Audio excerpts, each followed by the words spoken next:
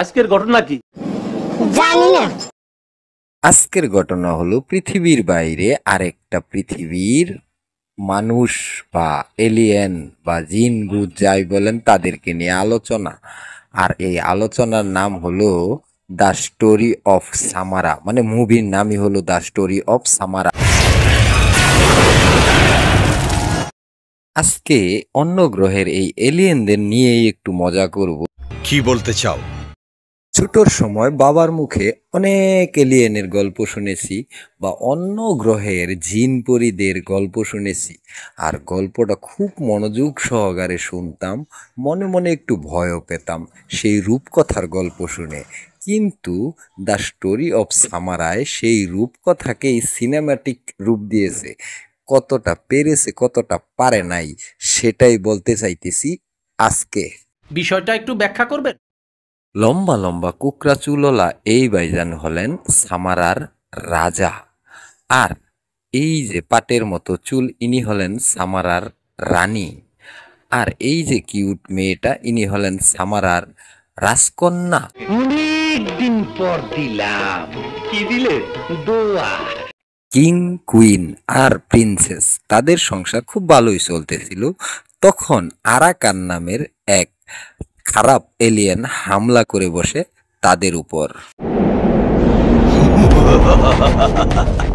তাই সামারাকে বাঁচাতে আর প্রিন্সেসকে বাঁচাতে প্রিন্সেসের আত্মাকে একটা বইয়ের ভিতরে ঢুকায়, লম্বা লম্বা না কলা ভাইজান। ঢুকানোর পর এটা পঞ্চপাণ্ডব মানে দুনিয়াতে পৃথিবীতে পাঠায়। মুভিতে পরিচালক সব বোঝাতে চেয়েছেন যে এরা এলিয়েন, কিন্তু আমার কথা হলো এখানে এলিয়েনের ভাবভঙ্গি কি এরকম থাকে? এখানে তো আমার মনে হচ্ছে সস্তা কার্টুন ভূতের গল্প দেখানো হয়েছে, মানে ভূতের যে কার্টুন গল্পগুলো আছে তার মতোই হয়েছে। কি বলতে চাও খুলে বলো। আমি বলতে চাইতেছি এলিয়েনরা কি যাত্রা গানের রাজার মতো রাজাদের পোশাক পরে এইভাবে ডায়লগ মারে? মানে কি বলবো, যাই হোক। তোর পঞ্চপাণ্ডবকে আর কতদিন রক্ষা করবি? সাকিব, তামিম, মাশরাফি, মাহমুদুল্লাহ রিয়াদ, মুশফিকুর রহিম এরা তো অবসর নিয়ে নিছেন, তাহলে কোন পঞ্চপাণ্ডবের কথা বলতেছে ওনারা? জানি না। মুভিতে এই পাঁচজনই ছিল সেই পঞ্চপাণ্ডব যাদের দ্বারা ধ্বংস হবে আরাকান। আপনি কথায় কথায় ওয়াও বলা বন্ধ করেন। এরা কি মানুষ, এলিয়েন না জিন ভূত কিছুই বুঝতে পারতেছি না। আরাকান পঞ্চশক্তিকে ভ্যানিশ করবি তুই?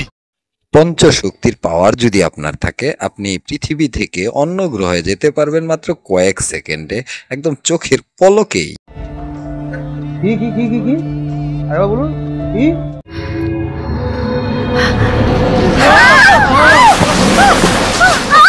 এটা কোনো কথা? এইটা কোনো কথা কিনা জানি না, তবে অন্য গ্রহে গিয়ে এখন পর্যন্ত বিজ্ঞানীরা যা পারেনি করেছেন এই পঞ্চপাণ্ডব, সেখানে তারা আগুন জ্বালাতে পেরেছেন। মানে কি বলবো, যাই হোক। তুই যে সারা লুঙ্গির নিচে জাইঙ্গা পড়স নাই এটা কিন্তু আমি জানি।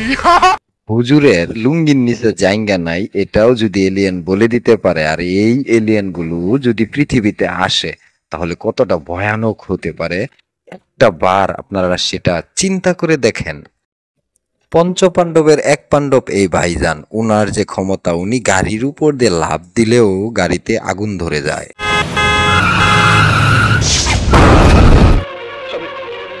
আমি বিশ্বাস করি না। বিশ্বাস করেন বাপ্পা ভাই, এই মুভিতে এলিয়েনরা নাচা গানা করেছেন এবং লাল পানি খেয়েছেন মাটির পাত্রে।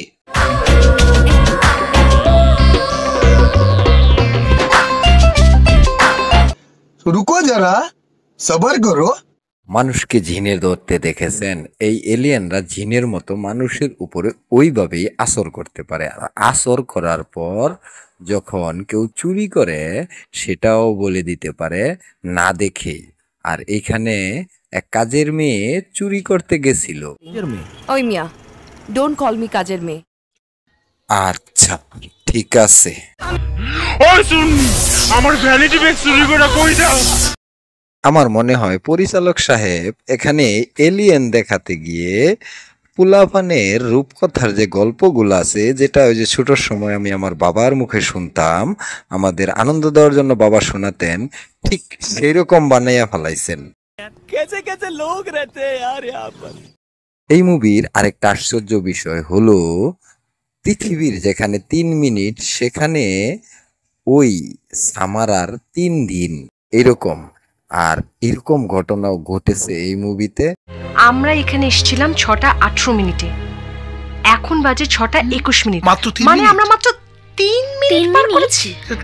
3 মিনিট 3 দিন কিচ্ছু বুঝি না। আপা আপনি এলিয়েনদের সাথে ডান্সটা করছেন না, আমার কাছে সেই লাগছে। এলিয়েনের কথা উঠলে আমরা এই ধরনের একটা অবয়ব চিন্তা করি, কিন্তু এই মুভির পরিচালক তা ভুল প্রমাণ করে দিয়েছেন যে এলিয়েন এমন না, এলিয়েন মানুষের মতোই। মারে আমরা বিশ্বাসের কাছে হেরে গিয়েছি। মুভিটা এতটাও খারাপ না, আপনাকে একদম বোর করবে না, মুভিটা ভালোই ছিল। ইউটিউবে ইগল মুভিজে মুভিটা আছে, আপনারা চাইলে দেখে নিতে পারেন। মুভিটা একদম খারাপ না, আবার ভালোও না। প্রথম হাফ স্লো হলেও দ্বিতীয় হাফে আপনাদের মজা দিবে। প্রথম হাফে ভাইয়া আর আপুদের ন্যাকামিটা একটু বেশি, আর দ্বিতীয় হাফে গিয়ে মুভির মূল কাহিনী। তবে আপনারা মজা পাবেন, একদম বোর হবেন না। আচ্ছা हमको सिखा रिया है।